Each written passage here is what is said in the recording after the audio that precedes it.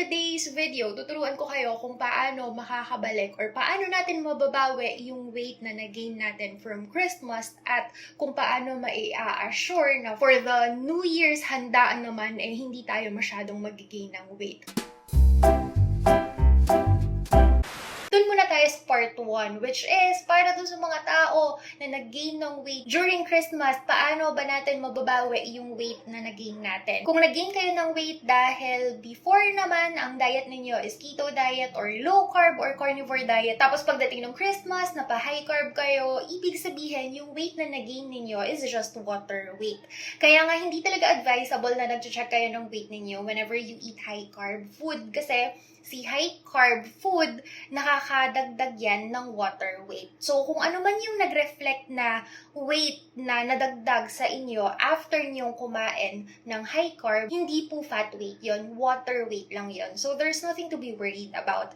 Para mabawi yung weight na nag-gain ninyo, yung water weight na nag-gain ninyo during Christmas, ang kailangan nyo lang gawin is bumalik sa pagkain ng low carb. Ganun lang kadali yun. Kasi kapag bumalik kayo sa pagkain ng low carb and once yung energy source ninyo mag-shift from carbs to fats, yung water weight na naipon, na nadagdag sa weight ninyo is mawawala rin agad. So again, there's nothing to be worried about. Pero as a tip lang sa mga future handaan na pupuntahan ninyo, celebrations, parties, kapag napakain kayo ng high carb, huwag kayong mag-check agad ng weight ninyo or even the following day, huwag kayong mag-check ng weight ninyo kasi malaki talaga yung possibility na merong weight na nadagdag. And yung weight na yun, hindi yun naman kailangan ikalungkot yun kasi water lang naman yun na madaling mawala. Ang daming aso. Huwag na natin silang pansinin kasi pag hihintayin ko pa sila tumigil, mamaya na natin matatapos ang video na ito. Ayun na nga. So, step 1, kapag napacheat kayo, bumalik lang kayo agad sa pagkain ng low carb. I-eliminate niyo yung mga pagkain na dati naman is hindi nyo kinakain, which is yung mga high carb na pagkain, rice, pasta, bread, and potatoes. Tip number 2, huwag niyong pipilitin yung sarili ninyo na mag-fasting agad kasi mahihirapan kayo and makakaramdam kayo nung, nanghihina kayo tapos parang nanginginig yung kamay ninyo. Especially kung masyadong marami yung high carb food na kinain ninyo. Gradual lang ulit yung pagbabalik sa pag-intermittent fasting. Pero para matulungan kayo na mapabilis itong proseso na ito, meron akong isasuggest sa inyo na product. Kung napanood yung mga vlogs ko or yung vlogmas, doon sa mga videos na yon, palagi kong iniinom itong Timmy. This is paid partnership na hindi ko inaasahan na ma-enjoy ko talaga kasi hindi talaga ako mahilig sa tea.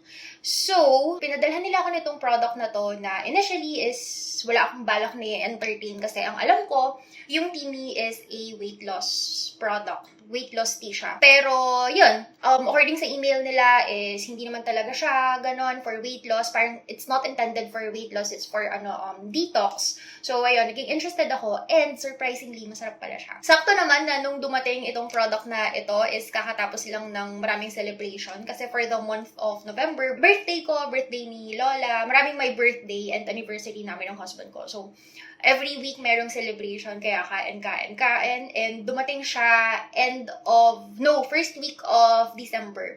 So, saktong-sakto, yun yung mga panahon na nasa posisyon niyo ako, nahihirapan akong bumalik sa pagkain ng low carb, sa maayos na pagkain. So, nung dumating siya, okay, hindi ako mahilig sa tea, pero andyan na yan sayang naman. So, trinay ko, surprisingly masarap pala. Ang difference pala nilang dalawa is itong si Colon, naka-pack na siya individually. So, ilalagay mo na lang siya sa tasa. Tapos, ayun, hindi nakahalo yung leaves niya. Pero ito kasing skinny, wala siya nung parang strainer na kagaya nung sa Colon. So, kung gagamit kayo ng regular na mug or ng cup or ng tumbler, then, syempre, magiinom nyo yung leaves niya. Pero, yung tumbler kasi ng Timmy is designed para sa mga ganitong klase ng tea. So, meron siyang dito. Hindi ko pa nahuhugasan. Iniinom ko pa kasi, kaya sayang naman kung i-transfer ko sa ibang tasa. Kaya, pasensya na. Medyo marumi. Pero, eto, ayan. Meron siya ng strainer. Kaya, ilalagay nyo na lang siya, yung leaves niya, ilalagay nyo na lang dito, tapos hot water, and pwede nyo na siyang inumin. So, mas-strain na gamit nito yung tea. So, for those of you who gained weight during the holiday season, and nahihirapan kayo na magbalik loob kasi nga carbs is life na ulit. Try this. Malaki naging tulong nito sa akin nung mga panahon na nahihirapan nga ako magbalik loob dahil sunod-sunod yung mga celebration. Noong mga time na yun kasi, hindi pa talaga ako ready mag-intermittent fasting ulit since napakain ako ng high carb. Basta nung umaga, ang intention ko lang is to try this product. Wala akong intention na mag-fast. Pero after ko siyang inumin, parang busog yung pakiramdam ko. So, napafast ako ng di oras. And every morning na ginagawa ko yun, napapafast ako ng hindi ko namamalayan dahil nga nagiging satisfied na ako sa iniinom ko. Kaya para dun sa mga nahihirapan, you can try this. Malaki yung maitutulong nito sa inyo para makapagbalik loob kayo ng hindi nahihirapan at saka nag-e-enjoy kasi nga hindi masama yung lasa niya. Yun lang naman. Pero this isn't your only option. Kung nahihirapan kayo na mag-intermittent fasting, kahit anong tea naman talaga is okay. Or yung pag-inom ng apple cider vinegar na hinahalo sa water, effective din yun. Hanapin niyo lang yung inumin na may enjoy ninyo during intermittent fasting. Basically, wala naman talagang mga special tips para malose ninyo yung weight na nagain ninyo during Christmas. Kasi simple lang din naman talaga siya. Magbalik loob lang kayo sa pagkain ng low carb na mga pagkain. Paano gawin yon? Simple lang din. Alisin nyo lang sa diet ninyo yung rice, pasta, bread, potatoes. Tapos, syempre, yung mga obvious na, yung mga desserts, junk food, and all. Ganun lang kasimple, and then, balik sa pag-intermittent fasting. Kung sinisipag na mag-exercise, edi mas maganda. Yung tatlo lang na yon, mawawala agad yung weight na nagain ninyo during Christmas. Please, huwag kayong mag-guilty na kumain kayo ng high carb nung holidays. Okay lang yan, enjoy nyo na lang yan. At saka tapos na, nakain nyo na. Ang mahalaga na kapag-celebrate naman kayo together with your family. Para naman sa darating na New Year, para ma-prevent natin ang pag-gain ng weight or ang lalong pag-gain ng weight, I have 4 tips for you. And itong mga tips na ito is magagamit nyo para sa mga future handaan, parties na a-attendan ninyo. Tip number 1, iwas kayo sa pag-inom ng mga sugary drinks. Kasi yung mga sugary drink na yan, akala nyo parang wala lang, umiinom lang kayo, isang lagok, 2 lagok, or half ng glass na nilagyan ng sobrang daming yelo. Pero merong sobrang daming sugar yan. Sometimes, mas marami pa nga compared sa kung kumain ka ng rice. Kung nauuhaw kayo, inom na lang kayo ng tubig. Or kung hindi talaga kaya, kung uhaw na uhaw talaga kayo, gusto nyo talagang uminom ng soft drinks, always choose yung diet soda na lang. Yes, it's not that healthy, pero still, mas unhealthy pa rin kung pipiliin niyo yung mga sugary drinks. Pero kung kakayanin naman, magtubig na lang. O kaya mag-tea. Mag-tea para dun sa mga super strict pagdating sa handaan, sa diet nila, yung tipong hindi talaga napapa-cheat, then this video is not really for you.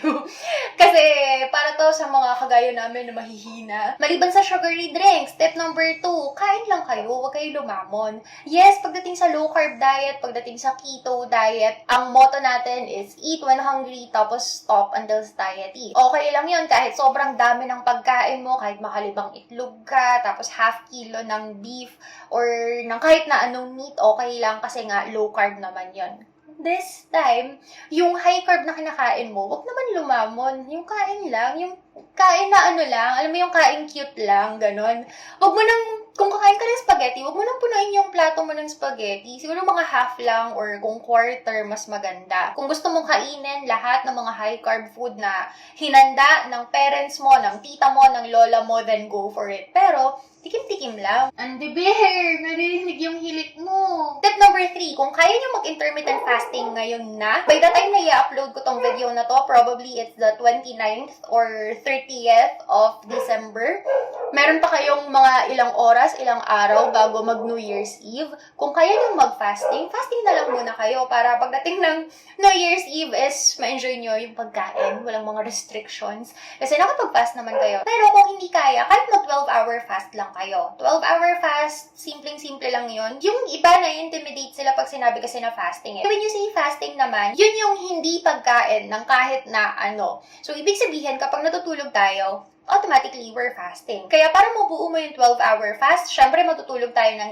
8 hours. And hindi ka naman siguro diretso natutulog pagkatapos mong lunukin yung dinner, di ba? Syempre, after mo mag-dinner, meron ka pang 2, 3, 4 hours bago matulog. So, let's say, nag-dinner ka, tapos after 4 hours, dun ka palang natulog. Kasi syempre, after dinner, konting Facebook, nag-shower ka pa. Kung 8 hours kang natulog, plus 4 hours last meal mo bago ka natulog, that's already 12 hours. So, pagkagising mo sa umaga, pwede ka na ulit kumain. Pero syempre, hindi naman tayo kakain agad kasi magmumuni-muni ka pa. I-check mo pa kung nag-reply ba si crush dun sa comment mo. So, another few hours pa yon. So, yung 12-hour fasting is sobrang dali lang niya talagang gawin. Okay lang yan kung hindi mo ma-reach yung 16 hours na fast, 12 hours is still good. Hindi mo naman siya gagawin araw-araw. On most days naman is, ang ginagawa mo talaga 16-hour fast o kaya 1 meal a day or hinahaluan mo siya ng low-carb diet. Kaya, okay pa rin yun. Last tip is just to enjoy and don't feel guilty.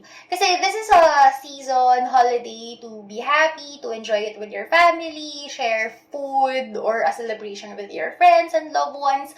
Kaya, kung yung pagkain mo ng kakarampot na rice or ng pasta or pag-inom mo ng ganito ka, konti na sugary drink or pagtikim dun sa dessert na hinanda ng lola mo, kinagilty mo. Di ba parang ang sakit naman doon? Ito na yung araw para mag-celebrate ka. Tapos ang ginagawa mo, nagigilty ka dahil sa mga kinakain mo.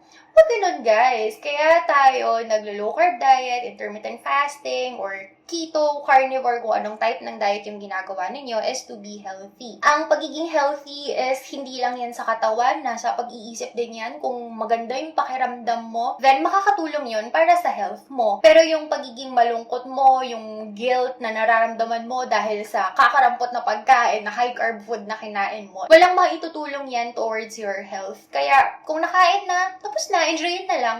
Kung nandiyan sa harap mo, kayang i-resist, then i-resist. Kung hindi kaya, kainin. Follow na lang yung mga simple steps na binigay ko kanina. Kain, wag lemon. Skip na lang yung mga sugary drinks. Tapos, inom na lang kayo ng tea or ng coffee or ng water. Lahat naman ng mga low-carb na pagkain, may mga substitute naman eh. Mga low-carb drinks, mga low-carb desserts, tsaka mga pasta. Lahat naman yan may substitute. Kaya that's another option na pwede ninyong gawin. Like for us, ang ginawa namin ng Christmas is, hindi lahat ng handa is low-carb. Meron lang 3 meal or 3 putahe na low-carb na. Yun lang yung kinain namin na mga naglo-low carb. Tapos, syempre, hindi naman namin pipilitin lahat ng tao na kumain ng low-carb meals. Kaya, ayun, bahala na sila doon. Basta kami happy na kami dito sa 3 pagkain na to. Tumikim ako ng tiramisu nun. Kasi, sobrang cute ng presentation niya. Pero, isang subo ko pa lang after nun, nahilo na ako. So, parang, ayoko na. Mabalik na ako dito sa low-carb pizza ko. Nag-guilty ba ako dun sa ginawa ko? Hindi. Nakakatawa nga kasi nahilo ko agad. Isang subo pa lang. Yung katawan ko, sinabihan na ako agad na tama na yan. Okay na yan. Yung pag-gain naman kasi ng weight is hindi nyo yan makukuha overnight. Yes, overnight nag-gain kayo ng 5 pounds, pero again, water weight lang yun. Pero yung fat weight na iniiwasan natin is hindi nyo yan mag-gain overnight. Mag-gain nyo lang yan kung yung pagkain nyo ng high-carb food, yung paglamon, is gagawin ninyo araw-araw. Pero kung sa majority of the time naman is, ang pagkain ninyo is maayos naman, then yung once a year na Christmas, once a year na celebration ng New Year na, mapapatreat kayo, is hindi nyo kailangang alalahanin. Kasi nga, once lang naman yun. Ang mahalaga, on most days, low-carb food yung kinakain ninyo. Ang mahalaga, on most days, nag-exercise kayo, nag-intermittent fasting kayo. Please don't feel guilty kung napa-high carb kayo, kung napa-celebrate kayo.